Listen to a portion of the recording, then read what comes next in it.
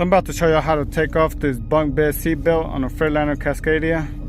That seatbelt is pretty annoying because I don't really use it because I'm solo. So that's only for like team driving whenever you go to sleep. So it's kind of annoying, you know, it's being here when I'm trying to lay back on it, whatever, relax. So the seatbelt is going to be mounted like that. First thing you need to do is pop this little lid up, pop it open. And all you do is you get a screwdriver, flathead, and you put it under here, and then you kind of twist it, and that'll open it up right here. That'll pop it open.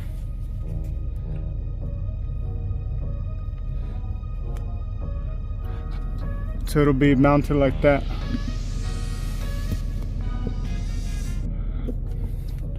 And the size, you need to take this bolt off. The size of that bolt is 5/8. And that's it, you take it off. It has 3. And now it ain't a pain no more. It was pretty annoying just being back there, right there. Now you're good to go.